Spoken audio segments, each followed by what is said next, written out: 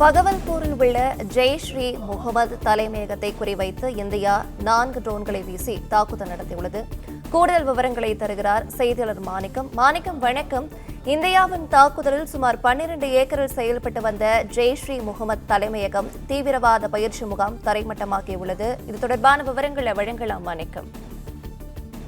India நள்ளிரவு நடத்தக்கூடிய இந்த தாக்குதல் என்பது 9 இடங்கள்ல நடத்தப்பட்ட தாக்குதல். அந்த 9 இடங்களும் பயங்கரவாதிகளுடைய கூடாரம், பயங்கரவாதிகளுடைய இருப்பிடம். அதில் மிக முக்கியமாக ஜெய்ஷ்-இ முகமது தீவிரவாத அமைப்பினுடைய தலைவர் மசூத் அசார் வீடு என்பது அந்த தரமட்டமாக்கப்பட்டிருக்கிற இந்த தாக்குதல்ல இந்தியாவிலிருந்து 200 கிலோமீட்டர் தொலைவில் இருக்கக்கூடிய பகவல்பூர்ல ஜெய்ஷ்-இ முகமதுடைய தலைமையகத்தை குறிவைத்து இந்திய ராணுவம் தாக்குதல் நடத்தியிருக்கிறது. இந்த தாக்குதல் மிக துல்லியமாக நடத்தப்பட்டதுல பகவல்பூரில் இருக்கக்கூடிய ஜெய்ஷ்-இ முகமதுடைய தீவிரவாத அமைப்பினுடைய தலைவர் மசூத் அசாருடைய வீடு தரைமட்டமாக்கப்பட்டிருக்கிறது. இது ட்ரோன் மூலமாக இந்த தாக்குதல் நடத்தப்பட்டிருப்பதாகவும் சொல்லப்படுகிறது. பஞ்சாப் மாநிலத்தினுடைய இந்தியாவுடைய எல்லையில இருந்து 200 கிலோமீட்டர் தொலைவுக்கு அந்த ஜெய்ஷ்-இ முகமது தலைமையகத்துடைய இடம் இருப்பதாக சொல்லப்பட்டிருக்கிறது. அங்கு மசூத் அசார் வீடும் அந்த வளாகத்துக்குள்ளாகத்தான் இருக்கிறது. அது பகவல்பூர்ல இருக்கக்கூடிய ஜெய்ஷ்-இ முகமதுடைய தலைமையகத்துக்குள்ளதான் அவருடைய வீடும் இருப்பதாகவும் அங்கு இருக்கக்கூடிய ஒரு பயிற்சி முகாமும் முதல்தான் இருப்பதாகவும் சொல்லப்படுகிறது. அந்த பயிற்சி முகாமுக்குள்ள 4 ட்ரோன்கள் முதலில் சென்றிருக்கின்றன. நம்ம இதுக்கு முன்பாக அந்த முர்டிகே பகுதி மக்கள் பேசக்கூடிய அந்த காட்சியை பார்த்திருந்தோம். அதுல முதல்ல ஒரு ட்ரோன் அந்த பாகிஸ்தான் நேரப்படி 12:45 அளவுல நள்ளிரவுல வந்ததாகவும் அதனை தொடர்ந்து மீதி 3 ட்ரோன்கள் வந்ததாகவும் சொல்லப்பட்டது. அந்த நேரில் பார்த்த மக்கள் சொல்வது போலவே இந்திய ராணுவம் என்ன சொல்வது என்றால் 4 ட்ரோன்கள் மூலமாக அங்கு சென்று தாக்குதல் நடத்தியிருப்பதாகவும் இதில் மிக துல்லியமான தாக்குதல் நடத்தப்பட்டதுல மசூத் அசாருடைய வீடு முழுவதுமாக தரமட்டமாக்கப்பட்டிருப்பதாகவும் சொல்லப்படுகிறது. இந்தியாவின் தாக்குதலில் சுமார் 12 ஏக்கர் செயல்பட்டு வந்திருக்கக்கூடிய அந்த ஜெய்ஷ்-இ முகமதுடைய தலைமையகமும் தீவிரவாத பயிற்சியுடைய முகாமும் ஜெய்ஷ்-இ முகமதுடைய தலைவர் மசூத் அசாருடைய வீடும் உள்ளிட்ட அந்த ஒருங்கிணைந்த கட்டடமாக இருந்த அந்த பயங்கரவாதிகளுடைய கூடாரம் முழுவதுமாக தற்பொழுது தரைமட்டமாக்கப்பட்டிருக்கிறது. இந்தியாவுடைய இந்த ட்ரோன் தாக்குதல்ல இது 10 பேர் வரைக்கும் அந்த மசூத் அசாருடைய குடும்பத்தை சேர்ந்த 10 பேர் வரையிலும் பலியாகி இருப்பதாக தகவல் சொல்லப்படுகிறது.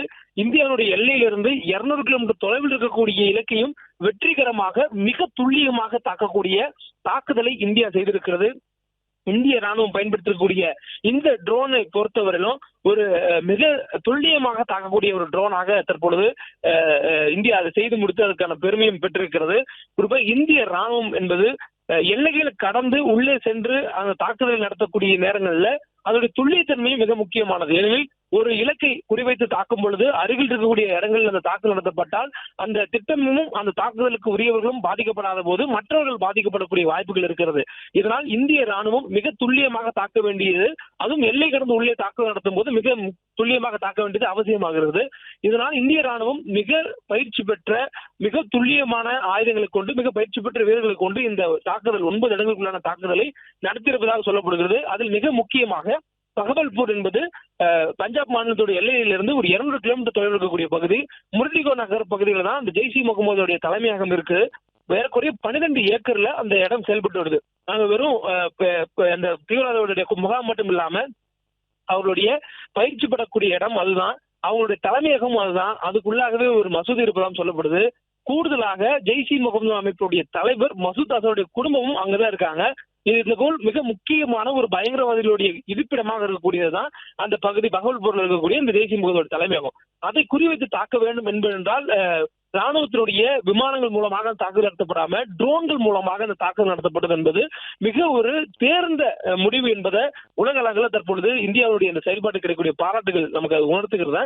குறிப்பா இந்த பயங்கரவாத தாக்குதலின் போது பயங்கரவாதிகள் தவிர்த்து வேறு யாருக்கும் எந்த ஒரு தீங்கும் விளைவிக்காம இந்தியா நடத்தக்கூடிய தாக்குதல் என்பது மிக முக்கியமானது என்பதை உலக அரங்கை வியந்து பார்க்கக்கூடிய அளவுல இந்திய ராணுவத்துடைய செயல்பாடு வெறும் 25 நிமிடங்களுக்குள்ளாக செய்து முடித்திருக்கிறது என்பது இன்னும் ஒரு கூடுதல் ஆச்சரியமாகவும் உலகம் இந்தியாவை உற்று நோக்கக்கூடிய அளவுல இந்திய ராணுவம் மிக துல்லியமாக இந்த ஆபரேஷன் சிந்தூரை செய்து முடித்திருக்கிறார்கள். மேலும் இது முதற்கட்ட தாக்குதல் தான். கடந்த மாதம் பீகார் நடைபெற்ற, அதாவது பகல்காம் தாக்குதலுக்கு பிறகாக பீகார் மாநிலத்தில் நடைபெற்றிருக்கக்கூடிய அரசு நிகழ்ச்சியில பங்கேற்ற பிரதமர் மோடி தீவிரவாதத்தினுடைய ஆணிவேர் எங்கு இருந்தாலும் அதை தேடி சென்று அழிப்போம் என்ற ஒரு சூளுரையை சொல்லியிருந்தார். அதை சொன்னதை செய்து முடிக்கும் வகையில 200 கிலோமீட்டர் இந்தியாவுடைய எல்லையிலிருந்து பாகிஸ்தானுடைய நாட்டிற்குள்ளாக 200 கிலோமீட்டர் உள்நகர்ந்து சென்று முர்டிகோ நகர், பகவல்பூர்ல இருக்கக்கூடிய முர்டிகோ நகர்ல ஜெய்ஷ்-இ முகமது அமைப்பினுடைய தலைமையகத்தை குறிவைத்து இந்தியா தாக்குதல் நடத்தியிருக்கிறது. மிக துல்லியமா தாக்குதல் நடத்தினால 12 ஏக்கர் பரப்பளவில் அமைக்கப்பட்டுள்ள தலைமையகம் முற்றிலுமாக தற்போது தரைமட்டமாக்கப்பட்டிருக்கிறது. அந்த காட்சிகள் நம்ம இதுக்கு முன்னாடி பார்த்திருந்தோம். இந்த தலைமையகத்தின் மூலமாக இருந்துதான் இந்தியாவிற்குள்ளாகவும் பல்வேறு பயங்கரவாத செயல்களுக்கும் மூளையாக செயல்பட்டவர்களுடைய விஷம திட்டங்கள் எல்லாம் அரங்கேற்றுவதற்கு அடித்தளமாக இருந்திருக்கக்கூடிய அந்த அமைப்பினுடைய தலைமையகம் தற்பொழுது முற்றிலுமாக அழித்து வைக்கப்பட்டிருக்கிறது.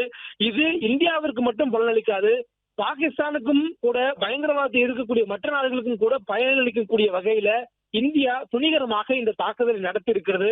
அதுவும் ஒரு அமைப்பினுடைய தலைமையகத்தை தாக்கியிருக்கிறது. வெறுமனமே ஒரு அமைப்பு செயல்பட்ட இடத்தையோ அந்த இடம் பயிற்சி எடுத்த இடத்தையோ இல்லாமல் முழுவதுமாக அவர்களை அழித்து வைக்கக்கூடிய பணிகளில் ஈடுபட்டதன் மூலமாக மீண்டும் இந்த பயங்கரவாத அமைப்புகள் தலை தூக்குவதற்கு அச்சம் கொள்ளும் அளவுல இந்த தாக்குதலை இந்தியா துல்லியமாக செய்திருக்கிறார்கள்.